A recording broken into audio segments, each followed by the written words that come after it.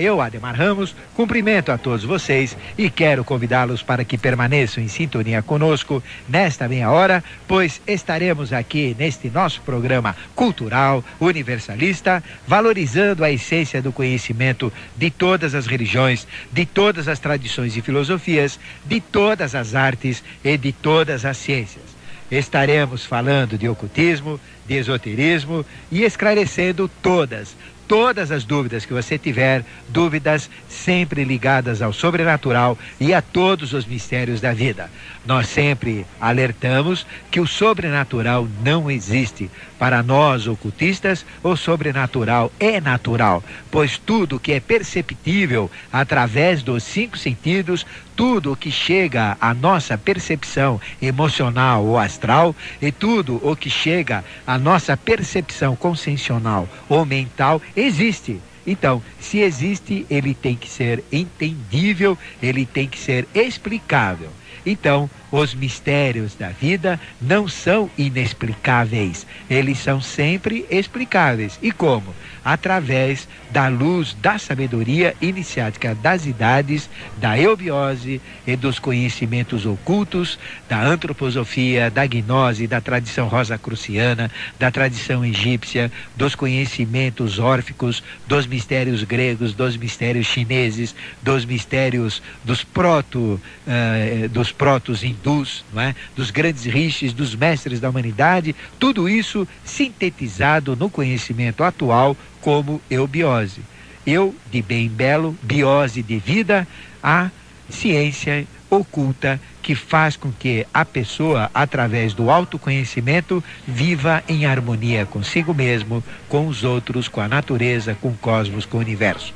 A ciência da vida, a ciência oculta, e oculta não significa escondida, mas desconhecida, e que nós estamos gradativamente tornando mais conhecida aqui de boca a ouvido, exatamente como numa escola de iniciação, através da sua rádio mundial, acreditando na vida, do julgamento que a humanidade está passando.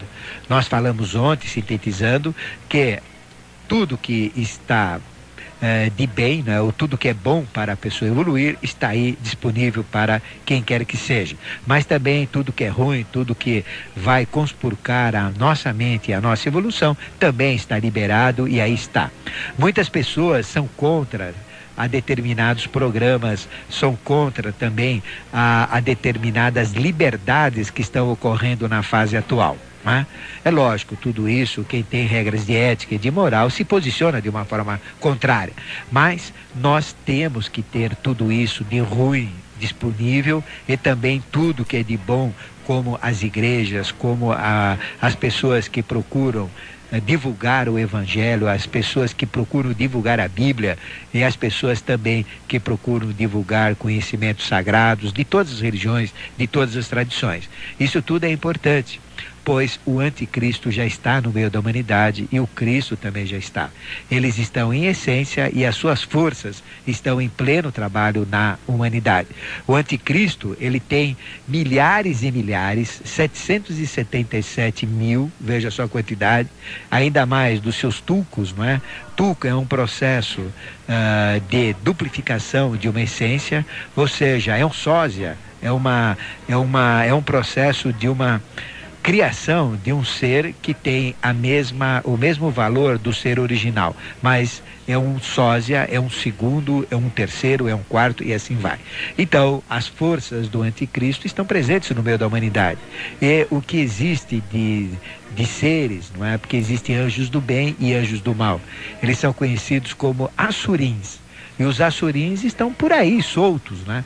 A gente andando aqui na Avenida Paulista, está cheio de assurins aí no meio do caminho, não é? Então, a pessoa que está conspurcada com a sua mente, com a sua consciência, ela atrai estas entidades e elas acompanham esta pessoa e ficam então provocando aquilo que o católico chama de tentação, aquilo que o ocultista chama de cama-rupa e aquilo que o espírita chama de encosto.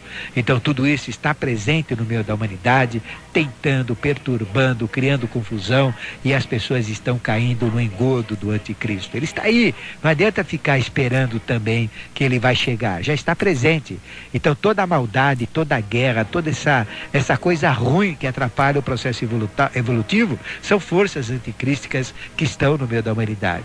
Da mesma maneira, as forças crísticas também estão no meio da humanidade. O que existe, por exemplo, de pastores evangélicos, de pessoas, de padres, de religiosos, de pastores de igrejas diversas, não é? De pessoas que orientam as outras através de processos concessionais, em escolas de iniciação, em todos os meios, o que tem de forças crísticas disponíveis também é uma coisa muito grande. Então existe toda uma condição, todo um panorama, toda uma ambiência propícia tanto para o mal como para o bem. E como nós falamos ontem, é importante uma pessoa se decidir aonde ela vai, porque nós temos a maior dádiva que Deus nos deu, a maior força e a maior capacidade, que chama-se livre-arbítrio.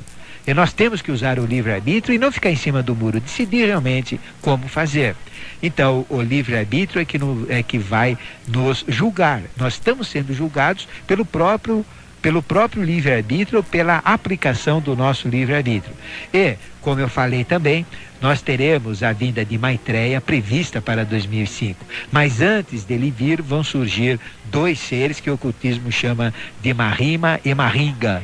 São duas espécies do Cavaleiro das Idades, ou dois aspectos do Cavaleiro das Idades. A Umbanda tem o seu Ogum, né? Representado por São Jorge. E no ocultismo nós conhecemos todo o potencial desta entidade, não é? Que é uma entidade de rigor, que está no meio da humanidade e que já está atuando, não é? De uma forma com rigor. Nós chamamos de Akdorj. Então veja, existe o Ogum, nós não estamos comparando em hipótese alguma ou dando valores iguais ao Ogum, a Akdorj, não é? E também a São Jorge, não, mas eu digo, o valor arquetipal é o mesmo, pois a Umbanda, ela é muito antiga, é uma das religiões que derivaram do próprio Candomblé, que é muito mais antigo ainda, que é uma religião primitiva, uma das primeiras religiões. Então, nós temos Ogum, o famoso São Jorge, conhecido como São Jorge. Algumas linhas da Umbanda falam que é Santo Antônio, mas na realidade nós consideramos como mais correto o próprio São Jorge. Então, este ser, que ele usa uma capa encarnada, montado num cavalo branco e lutando contra o dragão, representa todo um processo arquetipal. Dragão representa o mal, ele tem duplo simbolismo. Ele pode simbolizar todo um conhecimento como sabedoria, não é? É um dragão cheio de mistérios, é um dragão como aquele que Forri viu nas margens do Rio Amarelo há 7.000 anos atrás, não é? Ou seja, ele viu a pacoa, que era um símbolo que tinha nas costas de um dragão, é um dragão diferente, é um dragão simbólico, cheio de símbolos, né? Ele traz, além de ter o símbolo do dragão, ele traz outros símbolos. E trouxe a pacoa, onde a pacoa, ela tem no meio dela o símbolo do Tao, que depois, muito tempo depois, não é? Lao Tse, o mestre Zé, decifrou e começou então a criar as bases do taoísmo, esta grande religião, não é? Que se espalhou pelo mundo com uma consciência assim muito importante e muito dentro de um processo evolutivo dual, do Yang e do Yin, desta dualidade, de onde saiu todo o processo de cura, que nós conhecemos a acupuntura, nós conhecemos o Doin, nós conhecemos todas essas técnicas, não é? De cura, inclusive o próprio Reiki, não é? Ele tem bases nesses mesmos simbolismos e nesta mesma tradição milenar chinesa, deste grande imperador Forri, ou Fukri, que na realidade foi um grande avatar no meio da humanidade. Então, este simbolismo do dragão, ele é muito forte. É o dragão da sabedoria, é um símbolo chinês da sabedoria, então tem significado. Mas existe o outro dragão, né, que cospe fogo pelos olhos e pela boca, pelas ventas, não é? Pelas narinas, terrível, com hálito pestilento, e onde ele vai conspurcar tudo, porque ele é pestilento, não é? Então este é o símbolo do mal. Então o dragão tem duplo simbolismo. E nós estamos falando agora do aspecto ruim, aquele que São Jorge luta. Então São Jorge representa aquele ser de luta que vem realmente enfrentar o dragão, vem enfrentar o anticristo, vem enfrentar o mal no jogo dual. Então, todo esse processo do dragão representa este jogo do mal. Então, a Umbanda, não é, tem o seu simbolismo relacionado a esta figura que representa Ogum. E nós temos São Jorge na igreja com o mesmo arquétipo, né, para os cristãos. E nós temos na Umbanda o mesmo São Jorge que usa pela mesma derivação de tradição. E nós temos no ocultismo um ser diferente que nós chamamos de Aquidorge. E este Aquidorge, ele tem também um ser dual dele. Tem Aquidorge e Aquigorge. São dois seres que representam altíssima consciência e são cobradores kármicos. E eles estão na humanidade e vão começar este processo. Como que eles vão começar? Eles vão vir do Oriente para o Ocidente do Hemisfério Norte, dando a volta no Hemisfério Norte e depois vão passar para o Hemisfério Sul. Na nossa parte, no nosso querido Brasil, não vai sofrer muito, vai sofrer as consequências disso por tabela, pois toda a humanidade vai sofrer, mas de uma maneira mais direta liga-se ao Hemisfério Norte.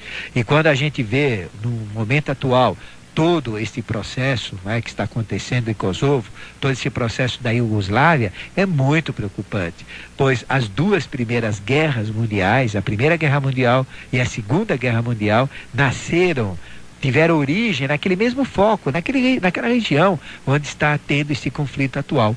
Então é uma região muito perigosa, é uma região de equilíbrio, mas que provoca o desequilíbrio. E nós temos essas entidades aí com todo esse processo, não é? Então nós temos o bem e o mal no meio da humanidade, o Cristo e o anticristo no meio da humanidade, e cada um coloca as suas forças à disposição.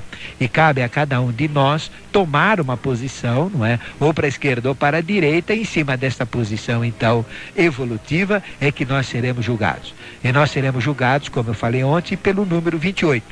28, 4 vezes 7. 4 de mineral, vegetal, animal ou minal, 4 dos 4 temperamentos humanos, 4 dos 4 pontos cardeais, dos 4 senhores da evolução, não é? Dos 4 elementos da natureza, que representa a terra, a água, o ar e o fogo. Então a terra vive um compasso quaternário, as 4 estações do ano, não é? As 4 constelações típicas das 4 estações, tem todo esse processo quaternário. Então 28 é o número de julgamento. E onde está o número 28? O número 28 está na nossa alma, pois nós temos exatamente no chakra cardíaco, que é um centro evolutivo que a gente tem, é um centro suprassensível, é um centro de percepção anímica do mental, não é, ligado ao mental, e neste centro nós temos 12 raios ou 12 pétalas, que são as 12 pétalas do cardíaco, né? E nós então vamos explicar, julgados pelo número 28. E o número 28 está no chakra cardíaco. E o chakra cardíaco é um centro etérico. Chakra significa roda, tem um aspecto que, ao olhar clarividente, parece uma flor com 12 pétalas. Mas à medida que a gente evolui, à medida que a gente busca a iniciação, surgem mais 2 pétalas. São 12 pétalas amarelas de amarelo corouro e surgem mais 2 pétalas no chakra cardíaco. Uma pétala verde, ligada a Kundalini, e uma pétala vermelha, uma pétala vermelha ligada a Kundalini e uma pétala verde ligada a Forrati. Então a gente passa a ter 14 pétalas, pois na realidade existem 14 pétalas, existem 14 constelações, não é? Então todo o processo é 14, pois 14 representa 2 vezes 7, é a própria polarização do número 7. Então nós temos no chakra cardíaco 12 mais 2, 14 pétalas. E cada pétala, ela representa uma dualidade. Então nós temos a dualidade de 14 skandhas, não é? S-K-A-N-D-A-S. Então, nós temos 14 skandhas, ou fatores positivos evolucionais. E nós temos também 14 nidanas, N-I-D-A-N-A-S. Então nós temos 14 escandas e 14 nidanas, ou 14 fatores positivos e 14 fatores negativos, totalizando então o número 28, que é o número de alma e o número de julgamento. Em cima desse número 28, o homem cujo enfoque de entendimento está mais voltado ao mental, ele interpreta mentalmente 14 fatores positivos e 14 fatores negativos. E a mulher, cujo foco de consciência está no emocional, mais no emocional, então ela interpreta emocionalmente 14 fatores positivos, ou escandas, e 14 fatores negativos, ou nidanas. Então, 14 fatores do homem, mais 14 positivos e 14 negativos, totaliza 28 o número de julgamento do homem. E 14 fatores positivos para a mulher e 14 fatores negativos para a mulher, totalizam também 28. 28 mais 28 dá 56. Então, forma todo o tarô menor, ou as 56 lâminas do tarô menor, que corresponde ao nosso baralho, né? Nós temos do 1 ao 10, não é isso? Do As até o 10, e depois nós temos valete, dama e rei, não é isso? E depois nós temos o quê? Nós temos uma carta que é copa e a outra carta que é o coringa, não é isso? Então nós temos 2 copas e 2 coringas, que completam a 14ª carta. Então, na realidade, nós temos 4 naipes. Cada naipe do baralho representa uma fase evolutiva. 7 vezes 4 dá 28. Então, o baralho cigano, que é o melhor baralho que a pessoa pode usar para tirar a sorte e fazer os sortilégios, os vaticínios, corresponde ao tarô menor de 56 cartas. E 56 cartas representam 28 valores de julgamento para o homem, 28 valores de julgamento para a mulher. E tudo isso está como registro de alma, como registro de karma no próprio chakra cardíaco. E em função deste número é que nós seremos julgados. E existe então toda a liberação do que é ruim e toda a liberação pelo anticristo, né? E toda a liberação do que é bom pelo Cristo, né? Pela força crística, para a pessoa colocar o seu jogo, né? Para colocar todo o seu chakra cardíaco, colocar todo o seu registro kármico, registro de alma, neste processo de decisão através do livre-arbítrio. Então, no julgamento, nós seremos julgados pelo padrão do homem, que é o número 28, e pelo padrão da mulher, que também é o número 28, e é um padrão de alma, padrão de psicomental, padrão de emoções e padrão de pensamentos, não é? Em cima desse padrão é que nós seremos julgados. Então, o padrão de julgamento qual que é? É número 28. Não existe uma entidade que vai chamar um por um em fila e vai falar: você fez isso de errado, você fez aquilo de certo. Não. À medida que a gente mexe com esse jogo de alma, com esses números, o nosso astral e o nosso mental, ou seja, o nosso psicomental, adquire uma configuração. Então existe uma configuração limite. A partir daquela configuração, e toda ela é feia, né? Essa configuração é feia, que o espírito chama isso de umbral pequeno umbral, não é? Porque o umbral grande representa todo o nosso karma de todas as vidas. Eu falo desse umbral menor de uma vida só, é um umbral pequeno. Então ele representa um padrão de feiura ou de boniteza, tanto faz, mas é um padrão. E esse padrão é aquele que é comparativo para nós irmos ou não. Então nós seremos julgados em cima do número 28. Quem tiver 28 continua, quem não tiver não continua para a era de Aquário.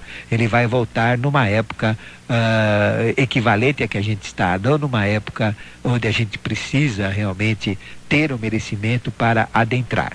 Então todo esse processo de julgamento está em pleno vapor, e nesta virada de milênio nós teremos a manifestação de 2 seres, Mahima e Mahinga, não é? que são cobradores kármicos, virão do Oriente para o Ocidente e do Hemisfério Norte para o Hemisfério Sul, e trazendo atrás de si todo um rastro de castigos, todo um rastro de perseguição, todo um rastro de aplicação kármica e todo um julgamento caso a caso, usando como padrão o número 28. E depois da manifestação desses 2 seres, nós teremos então a manifestação em sua plenitude de Maitreya, o Senhor das 3 Maias, que surgirá então para dar, depois de toda essa destruição, de todo esse julgamento, aqueles que forem eleitos continuarão no processo evolutivo, onde eles estiverem. Pode estar no plano mental, pode estar no plano astral, desencarnados, ou fisicamente no nosso plano físico. O padrão é o mesmo, não interessa onde está. Então, tudo isso vai dar seguimento a um novo ciclo evolutivo, uma era de esplendor. Né? Então, o importante neste ponto é a gente usar o livre-arbítrio e a gente procurar o bem, o belo, a gente procurar consciência e a gente procurar valores de ética, valores de moral, valores que realmente nos valorizem, para que este julgamento seja a contento e nós continuemos então na nossa escalada evolutiva de uma maneira digna e num processo que realmente vale a pena viver, que vai ser na era de Aquário, certo?